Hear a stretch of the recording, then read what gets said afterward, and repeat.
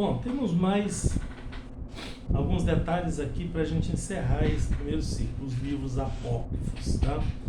Eu falei dos canônicos e dos apócrifos. Vou reforçar aqui os canônicos, mas vou falar dos apócrifos. Foi transliterado do grego esse apócrifos, né? Que a pronúncia apócrifo significa secreto, oculto, escondido. As coisas de Deus não são assim, né? Com a transformação revelada pela semântica, veio a significar um livro espúrio, tá?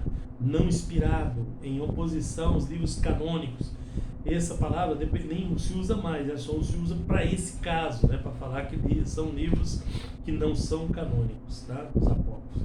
Visto que aqueles apócrifos foram escritos naquele período interbíblico que eu já falei para vocês, tá? O tempo do silêncio de Deus, entre aspas, né? Todos os livros escritos nesse período podem ser considerados como literatura histórica, mas não como mensagem divina, tá? A literatura divina, irmãos, é pura na sua narração, ela é fiel na sua mensagem, ela é séria e é imparcial em seus conceitos, né? Em seus conceitos, e ela foi citada no Novo Testamento. Os livros canônicos todos são citados de um por outro, e é uma regra básica de canonicidade, tá? Os livros apócrifos que não são citados e não são reconhecidos, né, que foram escritos ali depois que já estava fechado o cânon, inclusive, né, por Malaquias, é o livro de Tobias, Judite, Sabedoria, Eclesiástico, Baruque, 1 Macabeu, 2 Macabeus. Além desse, houve alguns acréscimos também apócrifos a livros que já tinha, né? O livro de Esther, né, que vai até 10.3, o 10.4 para frente foi aumentado. Apêndices deuterocanônicos, né? Cântico dos Três Moços, Cântico dos Três Santos Filhos, um acréscimo a Daniel, adicionado ao capítulo 3, tá? Omitiu alguns versículos, tá? A história de Susana foi acrescentada ali a Daniel, tá? Acrescentou também a história de Bel e o dragão ao livro de Daniel. Então, toda essa agressão aí foram os livros apócrifos. Nós estamos citando aqui os que foram inseridos, porque foram inseridos nos livros da Igreja Católica, e também as adições foram inseridas nos livros que já estavam fechados o cânon, tá? E não são reconhecidos. Isso foi feito, esses livros foram adicionados como parte de um movimento contra a reforma. Isso foi bem depois, né? Bem depois, na época da Reforma Protestante, é que eles inseriram esses livros aí, né, para combater a reforma, tá? Porque tinha doutrinas que a igreja pregava que era contra a Bíblia e que Lutero tinha apontado. Então nesses livros aí tinha essas explicações. Então, se falasse, não, isso não está na Bíblia, eles iam nesses livros aí para mostrar para os fiéis deles que tinha na Bíblia, tá? Na verdade, os católicos cometeram um erro de inserir os livros apócrifos, né? Mas na Vulgata Portuguesa aparece que fizeram isso conscientes, né? Deuterocanônicos, tá? Eles fizeram isso lá, tá? Tem uma linha escrita que eles fizeram isso, né? Eles mesmos deixaram marcado, fizeram isso conscientemente, tá? A Igreja Cristã Verdadeira, que havia recebido o nome de católica, tá? Porque católico quer dizer universal, no sentido universal, tá? Dado esse nome por Inácio, né, no final do século II, um dos pais da igreja, para estabelecer a diferença em relação às igrejas locais, né? Aceitou, né, esses apócrifos em 1546 depois de Cristo, no Concílio de Trento, 1546. O Lutero tinha apresentado as suas teses contra a igreja em 1517. Em 1546 estava em pleno andamento, né? Aqui estamos 1500 anos lá de quando foram escritos. Eles foram escritos antes de Cristo, lá naqueles 400 anos, desses livros que foram inseridos, tá? E eles aprovaram isso, colocar como parte do movimento para neutralizar a reforma protestante, tá? Então, por isso que tem esses livros lá, se alguém desse perguntar, e para vocês poderem responder as perguntas. Outros livros de maior importância para eles são né, para os judeus são os Targums, que são parafrases, interpretações feitas em aramaico, explicando o Antigo Testamento hebraico, né? São explicações, comentário do Antigo Testamento, tá? O Talmud, que é uma coletânea explicada em hebraico das tradições que eram orais, que eu já falei para vocês, do segundo século depois de Cristo, tá? Bom, alguns pensamentos messiânicos, eu cito aqui 7. Primeiro, a promessa de Deus para Abraão, garantindo a bênção para todas as nações da terra, através de seus descendentes, o povo de Israel, a nação messiânica. Segundo, o concerto de Deus com a nação de Israel, garantindo a bênção para a família de Davi, a família messiânica. Terceiro, a promessa de Deus para a família messiânica, garantindo através da vinda, né, do Redentor aos homens, né, o Messias. Quarta, a promessa de Deus para toda a humanidade, né, garantindo as bênçãos através do Messias. Quinta, a promessa de Jesus, o Messias, para os apóstolos, garantindo que através e a partir deles, né, edificaria a sua igreja e as portas do inferno não prevaleceriam contra eles, né, contra ela, a igreja. Sexto, a promessa de Jesus, né, o Messias divino, tá, o Messias, aquele que havia de vir, né, o ungido de Deus, para a igreja, garantido que ele, né, estaria, né, Cristo, o Messias, estaria presente com eles, acompanhando todos os passos durante sua peregrinação na terra. E última, a promessa de Jesus Cristo para a humanidade, né, garantindo através da igreja, do Messias, ele quer e pode abençoar todos indistintamente, dando-lhes a vida eterna, até a promessa da vida eterna. Tá. O cânon, só dando uma explicaçãozinha aqui no cânon do Novo Testamento. O Novo Testamento, o Velho a gente já falou, né, encerrou lá em 432. O Novo foi escrito num período de 44 anos, né, entre 1 Tessalonicenses, que foi a primeira carta das que estão na Bíblia, escrita por Paulo no ano 52 depois de Cristo, e o Apocalipse, que foi o último, redigido por João no ano 96 depois de Cristo, tá? Então, entre 52 e 96 da era cristã, foram escritos todos os livros do Novo Testamento, tá? As 13 epístolas de Paulo, né, foram escritas entre 52 e 67, tá? Sendo 1 Tessalonicenses a primeira delas, não se esqueça, né? E a segunda Timóteo, a última delas, tá? A disposição dos 27 livros do Novo Testamento, na nossa Bíblia tem 27 livros, a Bíblia dos hebreus não tem o Novo Testamento, tá?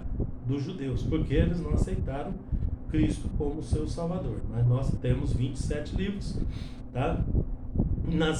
Lembra que os livros apócrifos foram tentados inserir no Velho Testamento, que já estava fechado, e 1500 anos depois disso aí, tá?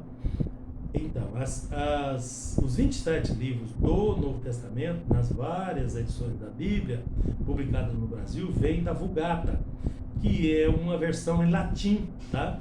E não está em ordem cronológica, não obedece à ordem, à sequência do que os fatos aconteceram. Por isso eu disse para vocês que 1 Tessalonicenses foi a primeira a ser escrita, tá?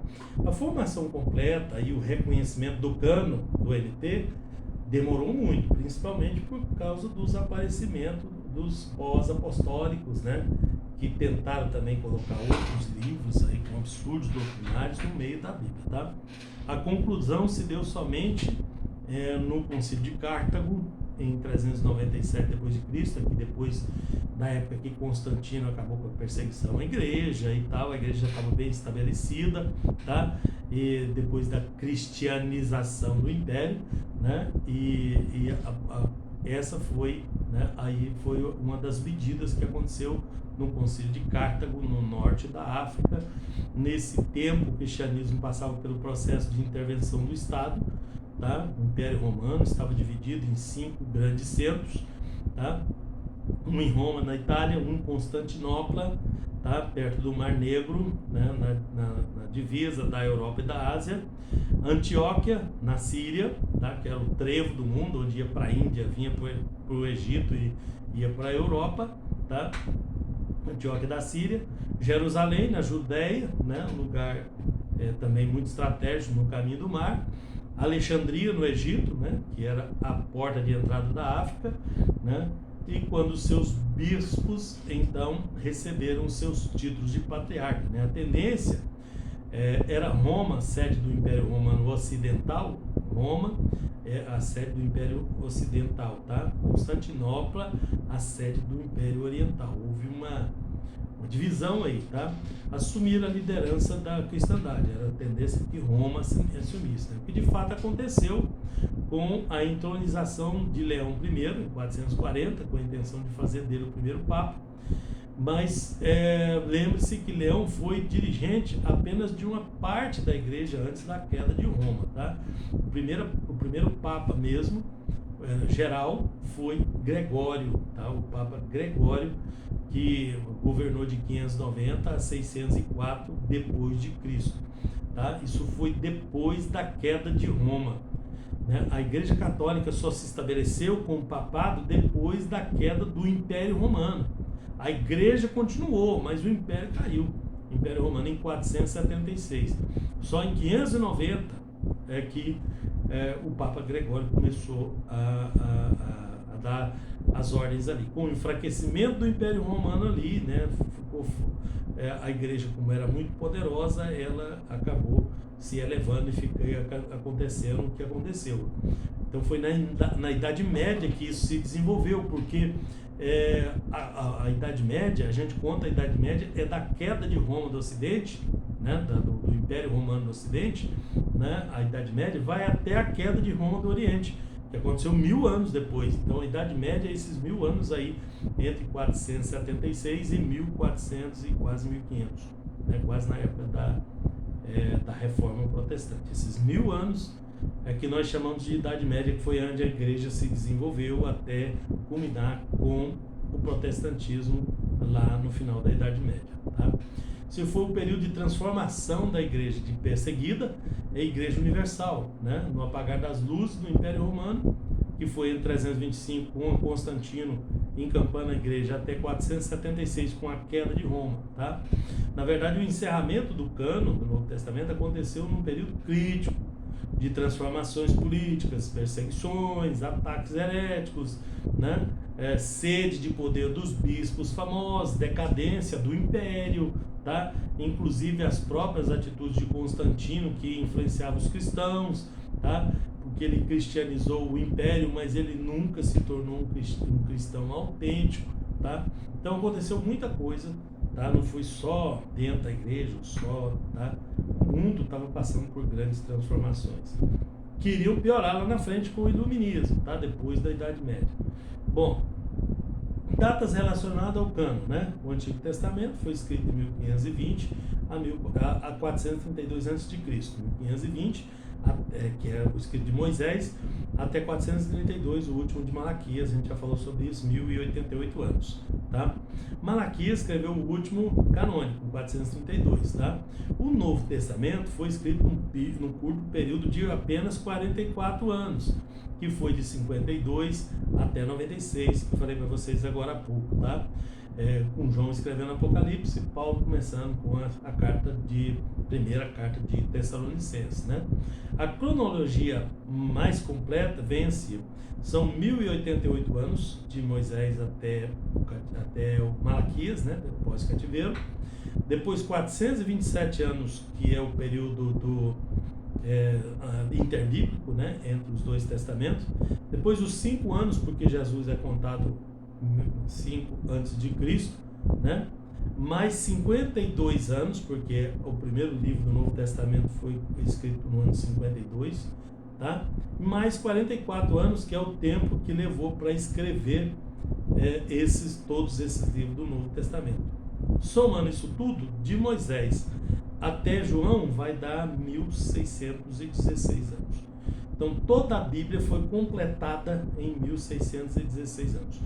Em torno de 40 autores de diversos lugares, de diversas culturas, porque não dá para precisar isso, né? Eu vou explicar mais na frente para vocês por que não dá para precisar isso. Não sabe direito quantos autores foi, tá? Então esse aí é o resumo geral dessa primeira parte de introdução bíblica, é introdutória, é importante essa parte, por isso nós nos demoramos um pouquinho mais nela. Deus abençoe, nós voltamos com a próxima.